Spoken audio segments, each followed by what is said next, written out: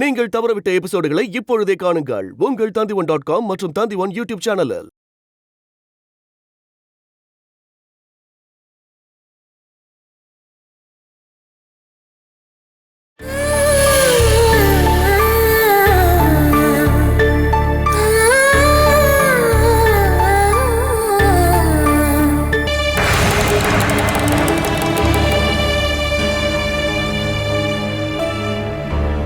பாலா கிட்ட ஒரு வார்த்தை கூட பேசாம நீங்க பாட்டுக்குள்ள வந்துட்டீங்க. அவ எதுக்காக இங்க வந்திருக்கா? உதவி கேட்டு வந்திருக்காளா இல்ல பழைய உறவை புதுப்பிக்க வந்திருக்காளா?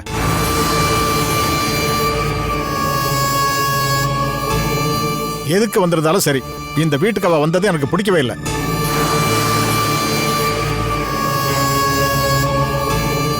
அவளும் ஒண்ணு இந்த வீட்டுக்கு வரலங்க. நான் தான் அவளை வற்புறுத்தி கூட்டிட்டு வந்தேன். நீ எதுக்கு அவளை நம்ம வீட்டுக்கு கூட்டு வந்த?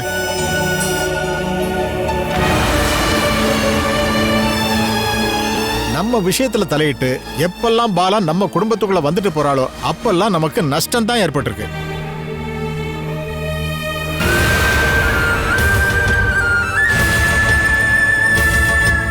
அவ இப்ப இந்த வீட்டுக்குள்ளேயும் கால் வச்சுட்டா. இனிமே இந்த வீட்டுக்குள்ள என்னெல்லாம் நடக்க போதோ தெரியல.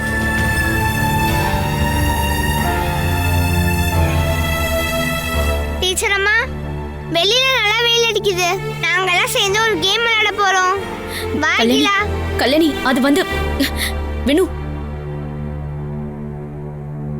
தாத்தா, இன்னைக்கு நாங்க இங்க விளையாடி என்ஜாய் பண்ண போறோம். நீங்களும் பாட்டியை தயவு செய்து சத்தம் போடக்கூடாது.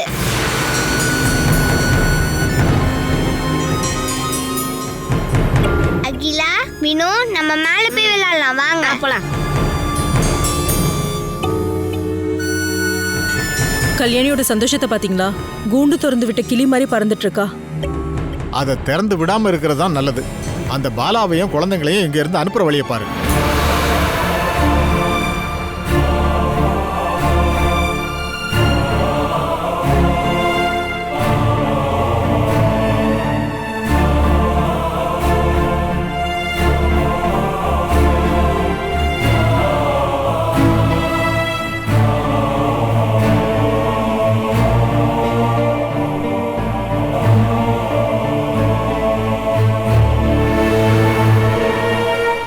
நான் யாருன்னு உங்களுக்கு தெரியாதுன்னு தான் நான் நினைச்சுக்கிட்டு இருந்தேன்.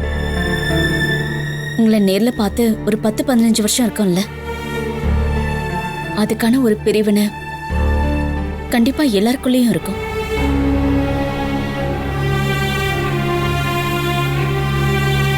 என்னதான் பிரிஞ்சு போயிருந்தாலும் வீட்டுக்கு வந்தவங்களை பார்த்து எப்படி இருக்கீங்கன்னு கேட்பாங்க.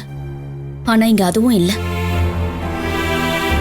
அதனால நான் யாருன்னு தெரிஞ்சுக்கிட்டு நீங்க அவமானப்படுத்துறீங்கன்னு புரிஞ்சு போச்சு.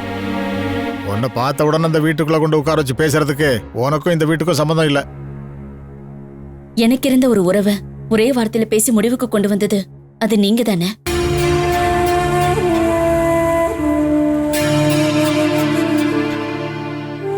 பழைய காலத்தோட ஞாபகங்களை புதுப்பிக்கிறதுக்காக நான் இங்க வரல. அந்த காலெல்லாம் போயிடுச்சு. மனுஷங்களுக்கும் அவங்களுடைய சுபாவத்துக்கும் ஏகப்பட்ட மாற்றம் வந்துருச்சு. நான் இப்போ 2 குழந்தைங்களுடைய அம்மா. நீங்க பண்ண தப்பால வாழ்க்கையில கஷ்டத்தை அனுபவிச்சுக்கிட்டு இருக்கிற ஒரு பொண்ணு. ஆனா இத்தனை வருஷங்கள் ஆகியும் கூட இவங்கள பார்க்கும்போது, இவங்க முன்னாடி நிக்கும் போது என்னன்னு தெரியல. ஒரு அம்மாவோட பாசத்துக்காக நான் ஏங்குற ஒரு சின்ன குழந்தையோட மனசுதான் எனக்குள்ள இருக்கு. ஸ்கூல்ல படிக்கிற காலத்துல இருந்து பிரீத்தி கூட வராம இந்த வீட்டுக்கு நிறைய தடவை வந்திருக்கேன். இந்த வீட்டுல இருக்கிற உங்க பையன் எனக்கு எதிர்கால புருஷனா வருவார்னு நினைச்சு நான் ஒண்ணு இந்த வீட்டுக்கு வரல. என் அம்மாவை பார்க்க தான் வருவேன். என் பிறந்த வீட்டுல என்னை பெத்த என் அம்மாவோட பாசம் எல்லாருக்கும் கொடுத்ததுக்கு அப்புறமா கடைசியா அதுவும் என்னன்னா மிச்சம் மீறி இருக்கிற பாசத்தை ஏனோ தானோன்னு என்கிட்ட பாசத்தை காட்டுவாங்க.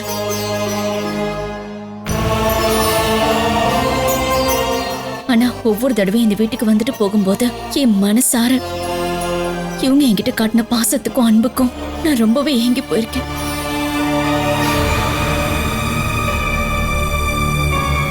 அந்த சமயத்துல இந்த வீட்டுல நான் ஒரு பூனைக்குட்டியா பிறந்திருக்கலாமே அப்படின்னு நான் நிறைய தடவை ஆசைப்பட்டிருக்கேன். இவங்க என் மேல வச்சிருக்கிற பாசம் இப்பவும் கொஞ்சம் கூட மறமா அப்படியே தான் இருக்கு.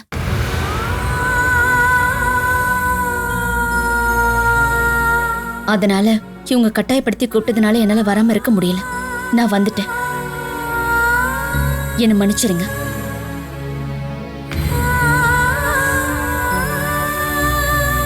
இதுக்கப்புறம் ஒரு துயரமா நான் இங்க வர மாட்டேன்.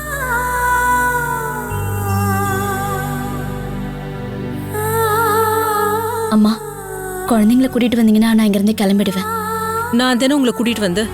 நீயும் குழந்தைங்களும் இங்க இருந்து சாப்பிட்டுட்டு தான் போகணும். வேண்டாம்மா, இதுக்கப்புறம் இந்த வீட்டுல நான் இருக்கவே கூடாதா? நீ இப்பதானே சொன்ன நான் உங்களை அம்மா ஸ்தானத்துல தான் வச்சு பாக்குறேன்னு. நீ இத மனசார சொல்லியிருந்தனா, நீ எப்பவுமே என்ன உன் அம்மாவா தான் நினைக்கிறேன்னா, இங்க ஒரு வேளை சாப்பாடாது நீ சாப்பிட்டு தான் போகணும்.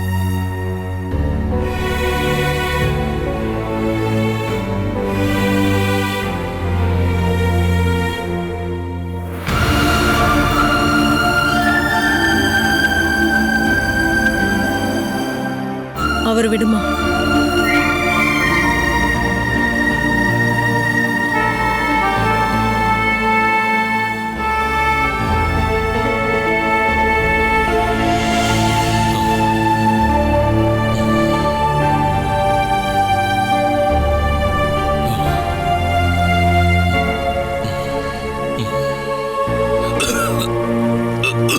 வேணும் இந்தாப்பா. தண்ணிய குடுக்கறத விட்டுட்டு அவன் சாப்பிட ஏதாவது குடுடி. இவர் வேண்டான்னு சொல்லிட்டாரு.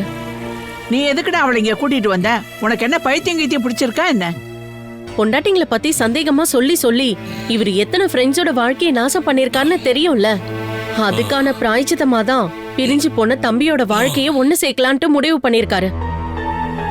நிரந்தரமா விட்டு விலகிடலான்னு முடிவெடுத்த 2 பேரை ஒன்னா சேர்க்கறதுக்காக இப்படி முடியாம இருக்கும் போதும் இவனுக்கு அந்த மனசு வந்திருக்குல்ல. இவன் ஏன் இப்படி பண்றான்னு தான் நான் இவனை கேட்டுக்கிட்டு இருக்கேன். அவ போயிட்டானா சுமேஷ்க்கு இன்னும் அழகான பொண்ணு கிடைப்பா. ஒருத்தரோட இடத்துல இன்னொருத்தர அவ்வளவு ஈஸியா வச்சு பார்க்க முடியாதுமா. ஆஷா மாதிரி ஒரு நல்ல பொண்ணு சுமேஷுக்கு கிடைக்க மாட்டா. அவ இப்பவும் அவனை லவ் பண்றதுனாலதான் இவ்வளவு தூரம் வந்துட்டு போறா. அது மட்டும் இல்லாம இந்த காலத்துல இப்படி ஒரு புருஷனை ஏத்துக்க எந்த பொண்ணுதான் தயாரா இருப்பா? எத்தனை பொண்ணுங்க வேணாலும் கிடைப்பாங்க. புருஷன் பாக்குறதுக்கு அழகா இருந்தாலே போதும். அப்படி இந்த வீட்டுக்கு வர பொண்ணு உன் பேச்சை கேட்டு நடப்பானு உன்னால சொல்ல முடியுமா? உங்களுக்கு உங்க பசங்களும் உங்களோட குடும்பமும் சந்தோஷமா வாழணும்ன்ற எண்ணமே கிடையாது. கையில கிடைச்ச பூவை தூக்கி எரிஞ்சிட்டு நெருப்பை எடுத்து பிடிக்காதீங்க. அது உங்க கைய சுற்றும் அத்தை. அதுக்கப்புறம் நீங்க கருகிடுவீங்க. உங்களுக்கு அப்படி ஒரு மருமக தான் வேணும் அப்படின்னா ஆஷா கிட்ட இருந்து விவாகரத்து வாங்கினதுக்கு அப்புறம் உங்க பையனை இன்னொருத்தி கல்யாணம் பண்ணி வைங்க. சுமேஷ் அன்னைக்கு பண்ண தப்ப திருத்தவும் மன்னிக்கவும் அவ தயார்தான். ஆஷா இங்க வரும்போது அவளை அன்பா அரவணைச்சு நீங்க வீட்டுக்குள்ள கூப்பிட்டுருக்கணுமா? அவ வீட்டுல ஒரு நாய் மாதிரி போய் இருக்க சொல்றியே, அதுக்கு நான் சம்மதிக்கணுமா? அது எல்லாமே ஒரு பேச்சுவாக்குல சொல்றது தானமா. அப்புறம் ஆஷாவோட அப்பா அம்மாக்கு கடைசி காலத்துல ஒரு கைத்தாங்களா சுமேஷ் தானமா இருந்தாகணும். அது வரைக்கும் அவன் இங்க வந்துட்டு போயிட்டு இருந்தா போதுமா. பொண்டாட்டியோட பேச்சை கேட்டு வாழன்னு சொல்றது அது என்ன பெரிய தண்டனையா ஜெகதம்பா? நம்ம பையன் ஒரு ஆம்பளையா வாழ்ந்தாலே போதும். அப்படின்னா நீங்க முதல்ல அப்பாவுக்கு சாப விமோச்சனம் கொடுங்க. அது சரிதான்பா. நான் இனிமேலாவது கொஞ்ச நாளைக்காவது ஒரு ஆம்பளையா வாழலான்னு இருக்கேன். உங்களுக்கு இந்த வீட்டுல என்ன குறை இருக்கு? இதேதான் எல்லா பொண்டாட்டிகளும் புருஷனை பார்த்து சொல்றாங்க. உங்களுக்கு இந்த வீட்டுல அப்படி என்ன குறை வச்சிருக்கோன்னு கேக்குறாங்க. எல்லா குறைகளையும் எனக்கு நானே மாத்திக்கிறதுக்கு நான் எல்லாத்தையும் கத்துக்கிட்டேன். இங்க பாரு, நீ நம்மளோட பசங்களை பாரு. அனிலாவோட சம்பாத்தியத்துல வாழலான்னு சதீஷ் கத்துக்கிட்டான்ல, பாலாவோட நிழல்ல பாதுகாப்பா இருக்கலான்னு இவன் கத்துக்கிட்டான் இல்லையா? அது மாதிரிதான் ஆஷாவோட சேர்ந்து அவ வீட்டுக்கு போய் நல்ல புருஷனா சுமேஷ் வாழ கத்துக்கணும். நான் கண்ணை மூடினதுக்கு அப்புறம் சுமேஷ் அவ வீட்டுக்கு போனாலே போதும். பெத்த பையனோட வாழ்க்கையை நாசம் பண்ணிட்டு தான் நீங்க சந்தோஷமா இருப்பீங்களாமா? பசங்களோட சந்தோஷம் தான் முக்கியம்னு நீங்க நினைச்சீங்கன்னா அவங்களுக்கு என்ன பிடிக்குதோ அதுக்கு சப்போர்ட் பண்ணிட்டு இருக்கிறது தானே உங்க வேலையே. நாம தடிக்க விழும்போது நம்மளை தாங்கி பிடிக்கிறதுக்கு ஒரு பொண்டாட்டியோட கைது அம்மா முதல்ல முன்னாடி வந்து தாங்கி பிடிக்கும். பாலா உனக்கு மந்திரம் சொல்லி உன்னை மயக்க வச்சிருக்கிறதுனால உனக்கு அந்த மாதிரி தான் தோணும். பெத்த அம்மா பாசம் காட்டுற மாதிரி எந்த பொண்ணும் பாசம் காட்ட மாட்டா.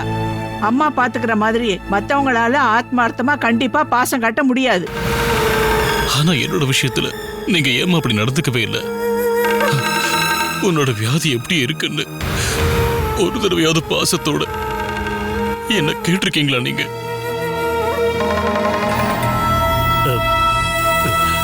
அம்மாவோட பாசம் மகத்துவமானதுன்னு சொன்னா போதாது, அத ஒவ்வொரு பசங்களும் கண்டிப்பா அனுபவிக்கணுமா? ஆனா உன்னோட அம்மாவை பத்தி நீ என்னைக்காவது கவலைப்பட்டிருக்கியா என்ன? பாலா தானே உனக்கு எல்லாமே. ஆமா, எனக்கு எல்லாமே அவதான்.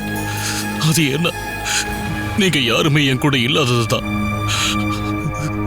அம்மா அப்பா அண்ணன் தம்பிகளோட பேரு சொல்றதுக்கு பதிலா இப்ப நான் ஒரே ஒரு பேரு தான் சொல்றேன், பாலா.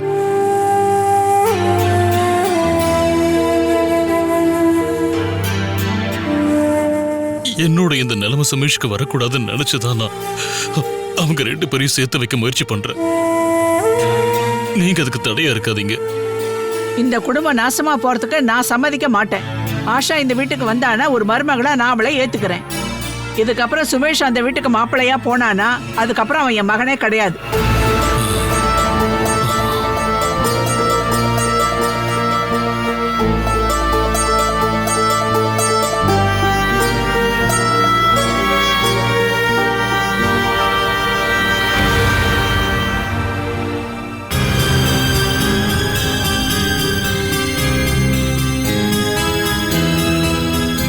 இப்ப நாம இளம் ரத்தங்கிறதுனால பொண்டாட்டி குழந்தைங்க இதெல்லாம் பெருசாவே நமக்கு தெரியாது. தேவைக்கு ஏத்த பணமும் கூட சேர்ந்து சுத்த ஃப்ரெண்ட்ஸ் இருக்கும்போது நம்மளோட சந்தோஷம் வாழ்நாள் முழுக்க நம்ம கூட வரும்னு தான் தோண வைக்கும். வீட்டுக்கு போறதுக்கு கொஞ்சம் கூட மனசே வராது. வீட்டுல சாப்பிடுற சாப்பாடு ருசியே இல்ல, பொண்டாட்டி நம்மளை கொஞ்சம் கூட நல்லா கவனிச்சுக்கவே மாட்டேங்கிறா, சொத்து இல்ல, வசதி வாய்ப்புகள் இல்ல, இந்த மாதிரி ஒவ்வொரு காரணங்களையும் நாமளே உருவாக்கிக்கிட்டே இருப்போம். நான் உனக்கு அட்வைஸ் பண்றதுக்காக இதை சொல்லல, என்னோட வாழ்க்கை மூலமா அனுபவிச்சதுனால சொல்றேன். நம்ம கையை விட்டு போனா நமக்கு திரும்ப கிடைக்காதது நம்ம குடும்பம். நீ பண்ண புண்ணியம்தான் ஆஷா உன்னை திரும்ப ஏத்துக்க தயாரா இருக்கா. அந்த சான்ஸ நீயே தயவு செஞ்சு வீணடிச்சிடாத. நான் தான் அவளோட வாழ்றேன்னு சொல்லிட்டேன்ல, ஆனா அங்க போய் அவங்களுக்கு அடிமையா இருக்க சொன்னா. யாரோட அடிமை? கல்யாணம் ஆனதுக்கு அப்புறம் பொண்டாட்டி புருஷன் வீட்டுல தான் போய் வாழணும்னு எவனோ ஒருத்தன் சொல்லிட்டு போயிட்டான். அது ஆப்போசிட்டா சொல்லியிருந்தாங்கன்னா புருஷன் போய் பொண்டாட்டி வீட்டுல வாழக்கூடாதா? இதெல்லாம் அடிமைத்தனத்துல சேராதுடா. இது நம்ம மனம் சம்பந்தப்பட்ட பிரச்சனை. நான் இப்ப போய் ஆஷா கூட போய் தங்கிட்டா அப்பா அம்மாவை யார் பார்த்துப்பாங்க? நான் பொண்டாட்டி கூட போய் சந்தோஷமா இருக்கணும், அப்பா அம்மா இங்க சாப்பாடு இல்லாம கஷ்டப்படணும். என்னால அதை பத்தி யோசனை கூட பண்ண முடியாது. அவங்க 2 பேரையும் சதீஷ் அண்ணா பாத்துக்குவாரு. நல்லா பாத்துப்பாரு. பணம் இருந்தாதான் இந்த வீட்டுல எல்லாரும் சாப்பிட முடியும். சதீஷ் அண்ணன் பாத்துக்கிட்டா ஒரு வாரத்துல அப்பாவும் அம்மாவும் பட்னி கிடந்து செத்து போயிடுவாங்க. அப்பா அம்மா செலவுக்கு தேவையான பணத்தை நீ கொடுக்கலாம் இல்லையா? நான் ஆஷாவோட வீட்டுக்கு போயிட்டா இந்த வீட்டுல எனக்கு எந்த உரிமையும் கிடையாது. எனக்கு எந்த உரிமையும் இல்லாத வீட்டுக்கு நான் எதுக்கு செலவுக்கு பணம் கொடுக்கணும்? இந்த வீடும் நிலமோ இல்லாம புறம்போக்கு நிலத்துல வெறும் ஒரு குடிசை போட்டு வாழ்ந்திருந்தோம்னா அப்ப நீ அப்பா அம்மாவுக்கு செலவுக்கு பணம் கொடுக்க மாட்டியா என்ன? பணத்தை காரணமா வச்சு சொந்த பந்தத்தை பிரிச்சு பாக்குற உன் மனநிலையை தூக்கி எறிடா. அதுக்கப்புறமா ஆஷா கூட போய் நீ சந்தோஷமா வாழுடா. இந்த வீட்டில் தான் நான் பிறந்து வளர்ந்தேன். இந்த வீட்டை விட்டு போயிட்டா எனக்கு இந்த வீட்டில் உறவு இல்லாமல் போயிடும். நான் தான் சொன்னேன்ல, எனக்கு சொந்தமா இருக்கவங்கள என்னால் விட்டுட்டு போக முடியாது. அப்போ ஆஷா உனக்கு சொந்தம் இல்லையா? அவ என்னோட பொண்டாட்டி தானே, இருந்தாலும் இங்கேருந்து போக மனசு இல்லை. உனக்கு உன் பொண்டாட்டி பிள்ளைங்க தான் முக்கியம் நீ நினைச்சுன்னா அவங்க கூட சந்தோஷமா வாழு. இதெல்லாம் ஒரு நரகண்டா. இங்க இருந்தா நீ இன்னும் கெட்டவனா மாறிடுவ. இங்கிருந்து போயிடுறா. அம்மாவை கோவப்பட வைக்காம ஆஷாவை எப்படி என் கூட வர வைக்கணும்னு நான் ஒரு பிளான் பண்றேன். உன் வாழ்க்கையில ஆஷாவை நீ இழந்துடாத. எந்த ஒரு பொண்டாட்டியும் எப்பவும் மன்னிக்க முடியாத தப்பதான் நீ அவளுக்கு பண்ணிருக்க. அப்படி பண்ணியும் அதை மன்னிக்க தயாரா இருக்காடா ஆஷா. அந்த நல்ல மனசு நீ வேண்டான்னு சொன்னா அதுதான் நீ உன் வாழ்க்கையில பண்ற மிகப்பெரிய தவறா இருக்கும். ஒரு அண்ணங்கிற முறையில நான் என்னோட கடமையை பண்ணிட்டேன். இந்த வீட்டை விட்டு போனவன் பொண்டாட்டிய நான் திரும்ப இங்க கூட்டிட்டு வந்துட்டேன். அது ஏன்னா வேணுகோபால் அப்படிங்கிற கெட்டவனுக்கு பாலாங்கிற ஒரு நல்ல பொண்டாட்டி கத்து கொடுத்து பாசத்தோட வெளிப்பாடுதான். எவ்வளவுதான் பணம் சம்பாதிச்சு கொடுத்தாலும் கிடைக்காத சந்தோஷமும் சமாதானமும் ஒரு குடும்பத்தால கொடுக்க முடியும். அது உனக்கு வேணும்னா நீ ஒரு நல்ல புருஷனாகவும் ஒரு நல்ல தகப்பனாகவும் ஆஷா வீட்டுக்கு போகணும்.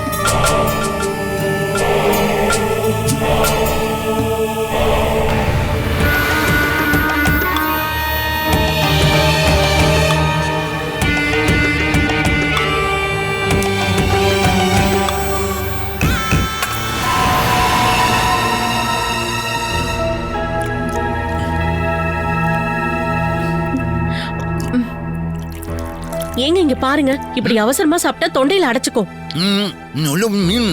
என்ன சொன்னீங்க?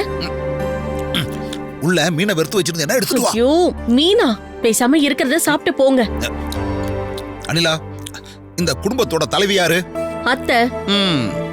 குடும்ப தலைவிக்கு எதிராக போராட்டம் நடக்கும் போது தேவையில்லாத பிரச்சனைகள் வரத்தான் செய்யும். ஏண்டி அது ஒரு ராஜ தந்திரம். இப்ப நான் சொன்ன மாதிரி வெளியே சண்டை நடந்துட்டு இருக்கிற சமயத்துல எனக்கு பிடிச்ச இந்த ஐட்டத்தை எல்லாத்தையும் நான் வெளுத்து வாங்கிடுவேன். என்னங்க இத குடிங்க முதல்ல. என்னங்க இதெல்லாம் என்ன பண்றீங்க? நான் எந்த இடத்துல விட்டேன்? இங்க பாருங்க. என்ன மாதிரி இருக்கிறவங்க கிடைக்கிற இந்த வாய்ப்பை மிஸ் பண்ணாம யூஸ் பண்ணிக்கணும். அப்பதான் என் கொலை பசி தீரும். இங்க பாருங்க, இப்படியே நீங்க சாப்பிட்டுட்டே இருந்தீங்கன்னா கூடிய சீக்கிரம் ஹாஸ்பிட்டல் அட்மிட் ஆகுறதா இருக்கும். அப்படியா? 2 கிட்னியும் ஃபீஸ் போன வேணுவே கம்பீரமா சுத்திக்கிட்டு இருக்கான். அப்படி இருக்கும்போது எந்த வேலையும் செய்யாம உடம்பு நோகாம சாப்பிட்டு இருக்க பாரு, நான் நல்லா தான் இருப்பேன். வேணு பண்ண புண்ணியமான தெரியல, பாலா மாதிரி ஒரு பொண்டாட்டி கிடைச்சிருக்கா.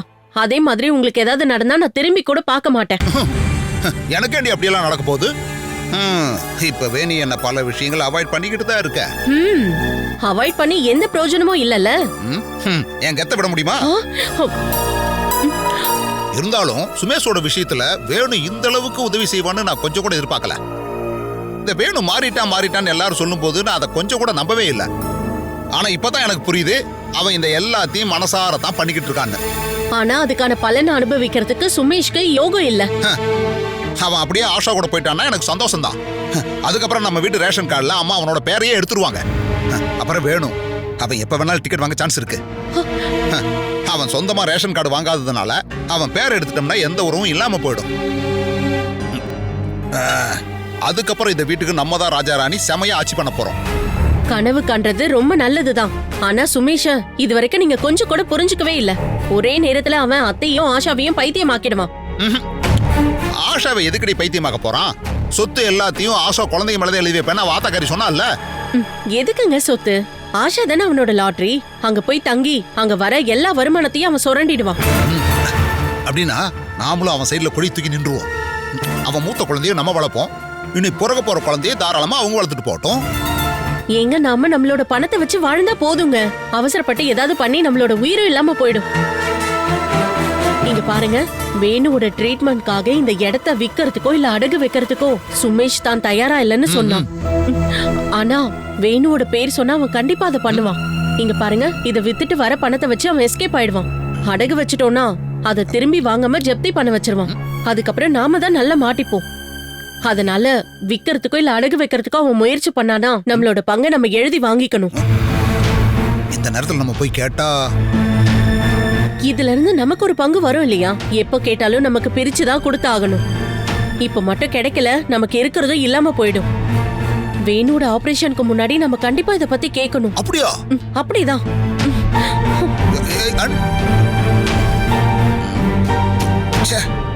இந்த நைனா உங்க மம்மிக்கு நான் ஒரே சன்னா பிறந்திருந்தா நல்லா இருந்திருக்கும். இவங்க குடும்ப கட்டுப்பாட்டை பத்தி யோசிக்காம கண்ணா பின்னான்னு பெத்து வச்சுட்டாங்களே. இந்த நைனா இப்ப கோயிலுக்கு போறது போல அப்பவே போய் தொலைஞ்சிருக்கலாம். இந்த அனிலா சொன்ன விஷயத்துக்கு எப்படி ரூட் போடுறது?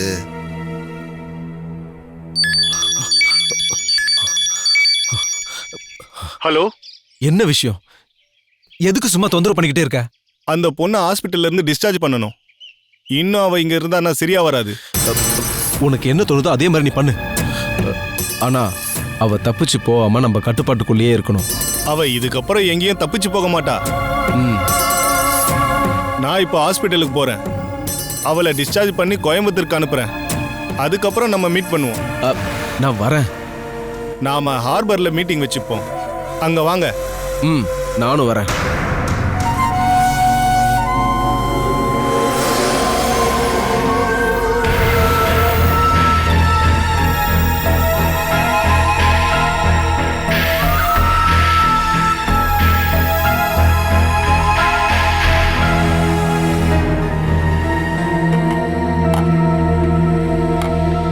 ஆ, நான் உங்களுக்கு ஹெல்ப் பண்றேன் லாலி.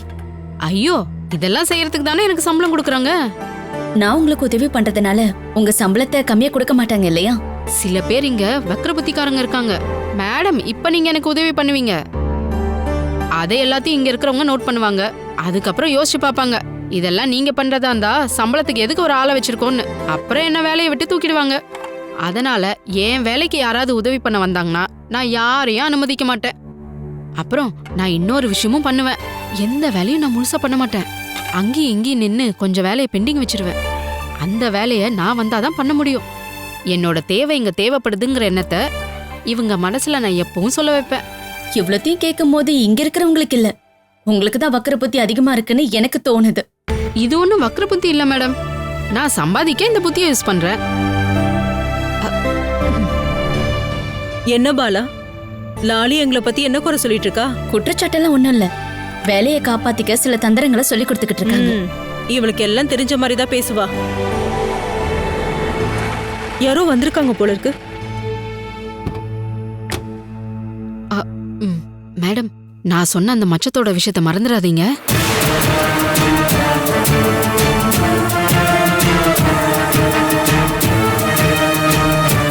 Catch us on TV, Tandivan.com, Facebook and YouTube.